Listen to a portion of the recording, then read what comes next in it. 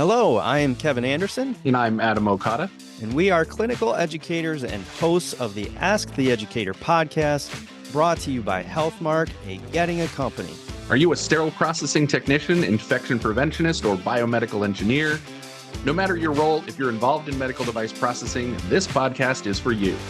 Our goal is to equip you with the knowledge and tools for excellence in medical device processing. Now let's get started. Hey everyone, welcome back to the Ask the Educator podcast. This is Kevin Anderson, your host, and with me, as usual, I have Adam Okada. This one is going to be a little bit different in a sense that we're going to kind of just discuss between the two of us a topic that Adam had shared during a former CS Week, 7 days of CEs, and it has to do all about with technicians, why they're thought of as entry level. Is there maybe some room to possibly evolve a little bit and change even the title, maybe from a technician to a technologist and that sort of thing, and maybe why there might be advantages and that sort of thing. So without further ado, Adam, why don't you just kind of cue it up? Like, where did you kind of come up with this idea, or what prompted you to think about this in this way? I thought it was an interesting thing when you proposed this topic as an idea.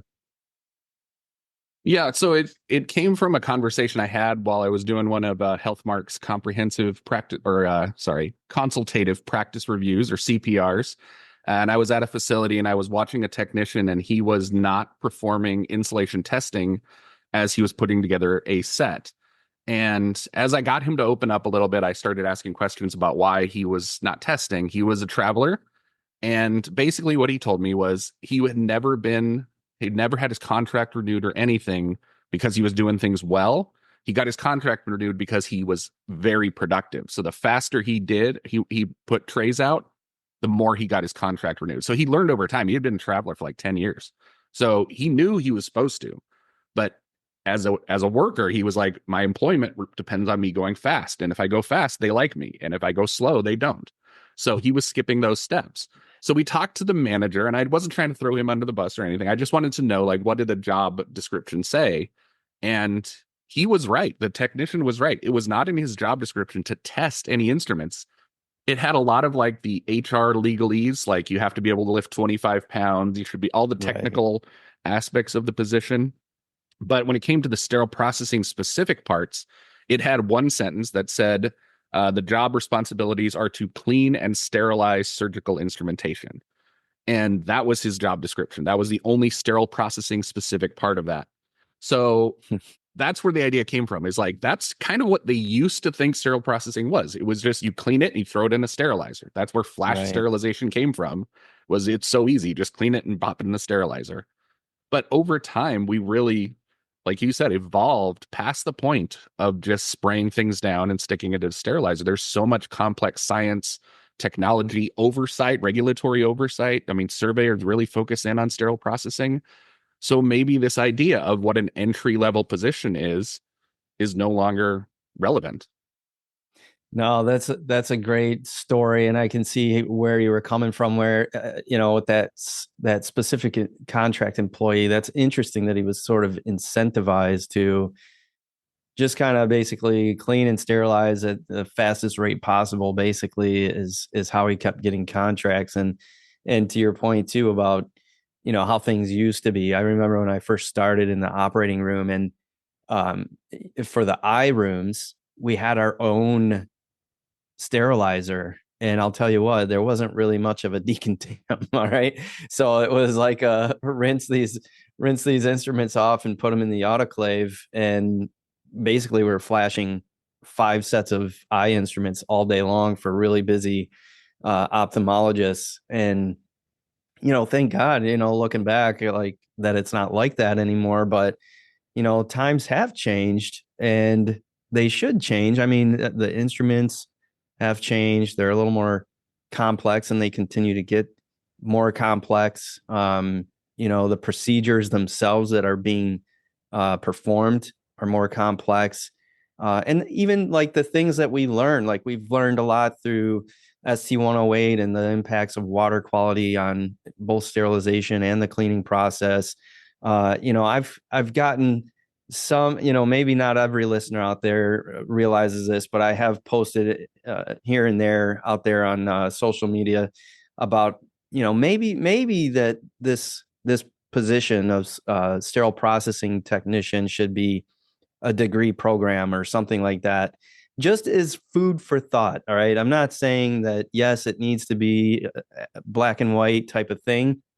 I'm just saying food for thought. And that's where I thought, like, this was really interesting that you brought up sort of even the technician versus the technologist. And, maybe there's a difference there worth kind of looking into. And, you had brought that up to me prior to this recording. So I was wondering what you found in sort of your, digging, what the difference is between these two things, and why maybe there is a room for change here.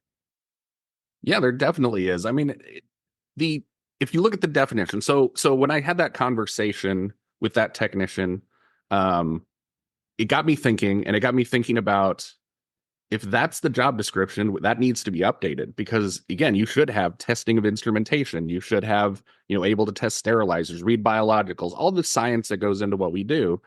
And that got me thinking about entry level positions because Mm. the hospital system is incentivized. They like paying us very little. So they want to keep us as entry level positions. But is it anymore? Like, is it really? There is so much that goes behind it. Like you said, like bringing up the idea of a degree program, I definitely think there should be, at least for sterile processing leaders. I mean, water quality is a semester long course, at least, right? Water quality impacts every area of our departments. So I mean, going back to the definitions, when I was doing that presentation and researching it, I looked up the definition of a technician, which is essentially a technician runs the machines that run the department, essentially. I don't have the actual definition up Sure. right in front of me, but it's something about, essentially starting machines or able to run a machine. That's what a technician does, is run the tech. A technologist is somebody who uses science and technology to solve practical problems. And that's what a sterile processing person does. And that's why I think they shouldn't be a technician anymore. It should be a technologist. Other departments that have that title are like the laboratory. Surgical technologists also have that title because they use science to solve the problems in their departments, just like we do in SPD. Yeah, those are very good points, and I feel like you're definitely onto something there. And I think, one of the biggest complaints in the industry, and I don't want to make this about wages. It is a very real issue for people, and I totally understand it, and I'm behind them on that. They definitely don't get paid enough. But to your point, the hospital sees this position as entry level, as equal to environmental services or food services or any of the like. And not to diminish anything that any of those folks do. Everybody is so important and critical to the healthcare system, no matter what your role is. But there is more science. There is more behind the why, what we do, and understanding why we're doing it, so that we don't, misincentivize and tell people that all we want is speed out of you. All right. I mean, we're literally paying this person more to do more work, but less quality, which is not good in this day and age. And, one of the things that I thought could maybe get us there is a degree program. And then maybe with that, there is a change in title. And then, HR departments in sterile or in the hospital, maybe they look at you different. Maybe, okay, now you need more than a GED, you need this degree or whatever, this program, that changes things a little bit.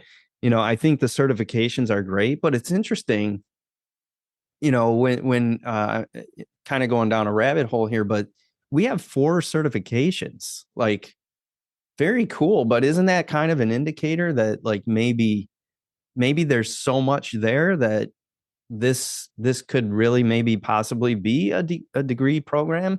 Like, there's not 4 different OR certifications for an OR nurse or certified surgical technologist, there's one, right? I love the system we have, but maybe it is time to evolve. It's just, again, it's something to think about. But I like the idea of, you know, thinking about that technician versus technologist and the difference. I was looking it up just before we had this conversation here, and you're right. It was basically the same. I found the same thing. It's like the technologist usually has a deeper understanding of the science behind what all the techs are doing, um, and they usually have more education as well, which I thought was interesting. Yeah, So, and I think that's the main point that I'm trying to make is when we start a person in sterile processing, typically what we do is we sort of drop them in SPD. We have them shadow more experienced tech that will then show them the things they have to do, and then they're on their own because they've been shown how to do it and signed off that they know how. But they don't understand the why behind everything that they're doing. And that's where we see the errors. That's where we see mistakes. That's where we see people that are well intentioned and I'm sure want to do a good job, but just don't know why it's important to do a specific step. Like if that technician understood how many people had died from bad insulation, poor insulation, I doubt that he would be making that choice. But he did it because he was wanting to keep his job. And I understand the impulse. But if we don't train the why first, right, and have some form of training, at least like a certification program before they set foot in sterile processing, where then they get that background of why, and then they go into the department, I think we're going to continue to see just a lot of, well-intentioned errors, I guess I would say. Um, and that's really the purpose of it is maybe we elevate our profession by giving us the job title that we deserve because the technician job title, it's good for a warehouse. And there's nothing against warehouse work, right? There's nothing against people that are working in the cafeteria, but that's sure. really what they're doing is they're running machines. They're trained on how to use them and then they run the machines. But the why behind, say cleaning verification testing, why do you do that? How do you interpret test results? Why do you test your automated washer? Why are you doing a cavitation test on your ultrasonic? All those things are science and technology things that you have to have a basis and understanding in science and technology to then be able to interpret those results. And until we get that why first, we're going to continue to see just problems in sterile processing, I think. Yeah, it's interesting. You brought up a point about maybe having the certification if we keep the current model the way it is, but having it as a requirement to have certification um, before they start their employment. That's an interesting proposition, and it does make me wonder if that would be enough to make it be considered higher than entry level, at least in the eyes of a healthcare system's HR, right? And if that's the case, then maybe it would be something that simple as changing the job description, the job name, and then requiring that certification. And then maybe, you see like programs like the Purdue University CRCST prep course, where it's really taking you through the book, but it's on you to get your clinical side of things. Maybe that would be a good way to kind of segue from entry level to, maybe perhaps down the road sometime, maybe an associate degree type level. But one thing I think that's really important too in these discussions is to kind of be sensitive to the to the how this kind of stuff makes people feel. And I feel like I definitely don't want people out there right now that are literally working in sterile processing departments to be like, whoa, what, are you trying to say I'm not qualified? You know what I mean? Like to do the job I'm doing. That's not at all what I'm saying. I'm trying to give you credit for what you're doing, and I'm trying to give you the recognition for how difficult the job is.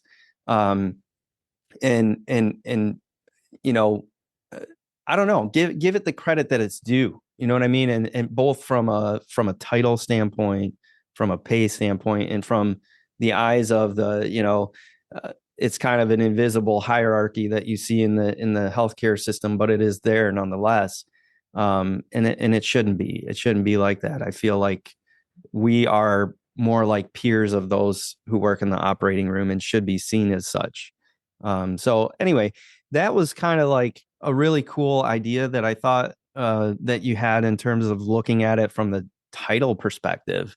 But what do you think? I mean, what do you think as far as um, how we can facilitate that new name or image for sterile processing? I mean, we talked about it a little bit, but I mean, practically speaking, how do we do like take action here? You know what I mean?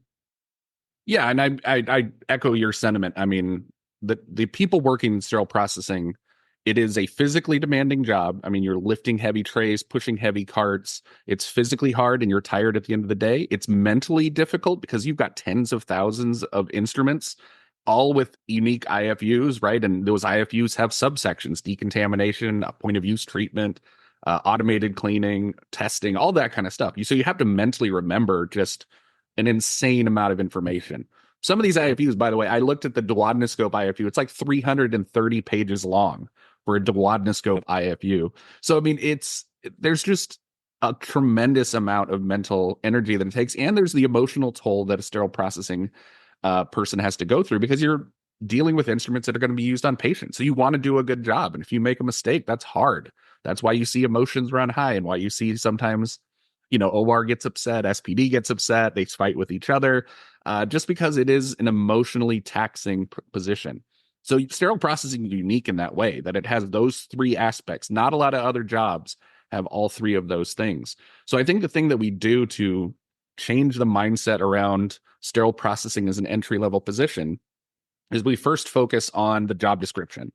The job description and the job title would be the first things I would look at as a leader to possibly change and update and say, you need to have an understanding of all of these kind of scientific concepts to be able to work in a sterile processing environment. And if you're going to have an entry level position where somebody's going to come in without any training or knowledge, you got to give them some type of baseline education before they're working on instruments for patients, because they just it's so hard to pick up all of these things. I know that there was like a light bulb for me about 6 months in where I finally was like, okay, I think I get this job now. But before that, I was just trying to stay above water. Like it was very, very difficult. From there, from the job title thing, then I think we as an industry need to discuss. I mean, first of all, I think calling it sterile processing technologist is a more appropriate title. It gives it a little more scientific basis but behind what we do, and then we need to constantly reinforce to the C-suite, to the infection preventionist, to everybody that's in the hospital system that, hey, sterile processing is not an entry level job anymore. Maybe it was Yeah. 50 years ago, but the way that things have evolved, the technology has evolved, all the knowledge that a person has to have to work in SPD, it's just so difficult to retain all that kind of information. There has to be some kind of form of formal schooling eventually, and especially for leadership, I really think there should be some type of AA degree for a sterile processing leader, Yeah. to understand water quality, to understand the chemistries that we use, all of those kinds of scientific concepts. So I think that's the place where we start. We start with the job description. We move to the C-suite and the people that are making those decisions, and reinforce why this idea is so important.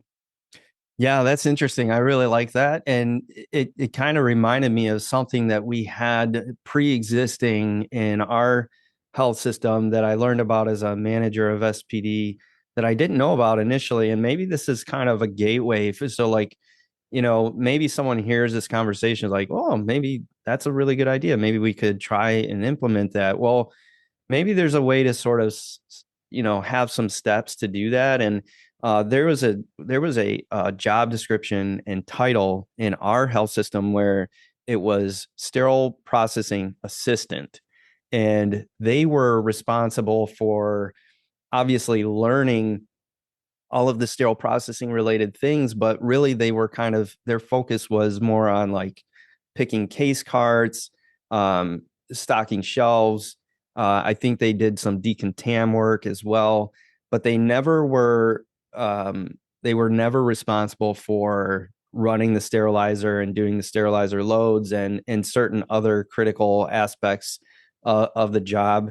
Obviously, you can make an argument that they're all critical, but what I'm trying to say is that maybe there's some flexibility for some creativity to come into play where you actually build an entry level position that gets somebody there, but to get to the full full surgical or sterile processing technologist role, maybe, you have to complete the certification, or you have to complete all of the certification, whatever you end up deciding you need to do in your facility. And perhaps that ends up upgrading the pay and upgrading all that stuff as well. But yeah, any final thoughts, Adam, before we wrap up? I think this is a great sort of food for thought conversation, and I hope our listeners kind of chime in on this one too. Yeah, and that would be my takeaway too, is really a call to action. Because if we take our industry seriously, and I know a lot of us, and if you're listening to a sterile processing podcast, you're one of those, right? You're somebody who takes it seriously. That's right. So I think it's a call to action to like, hey, let's change what the mindset is around what we do. Because if we don't do it, I don't think anybody else is going to take that, take the ball and run with it on this. IP, I know understands how important it is what we do, but I don't think they're going to like advocate for us with the C-suite. We have to do it. And it's got to be a call to action for people that are listening to say, let's rethink what this job title is, and maybe try to form like a task force or something to really start pushing this forward and getting it to the right people, getting it into the ears of the right people that can make those changes at big levels. So that'd be what I would say. Just if there's anything you ever want to do, reach out to us here at the podcast. Or all of it. We have hmark.com emails. You can check us out there. But that's what I want that takeaway to be, is let's try to do something about this. Excellent. Yeah, I appreciate it, Adam. And I'm glad that you brought this topic up. It's one that I've thought about a lot. And obviously from, an education standpoint, we talked about the associate degree thing a little bit, and talked about it online and whatnot. But I'm curious, what the listeners think. Is this kind of an offensive idea, or do you kind of get excited about it? Do you have kind of ideas now swirling around in your head? I'd love to hear about it. If it inspires you to, make a change, we would love to hear what your thoughts are. So if you're listening to this and are interested, well, we'd love to hear from you. You can reach out to us at asktheeducator@hmark.com.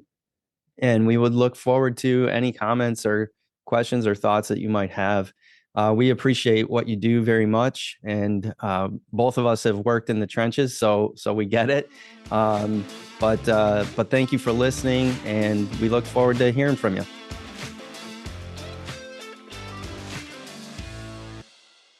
All opinions expressed on this episode are those of the presenters. This podcast is for informational purposes only. For using any medical device, it's important to review the manufacturer's instructions for use and consult with a professional. For any questions or feedback, please reach out to us at asktheeducator@hmark.com.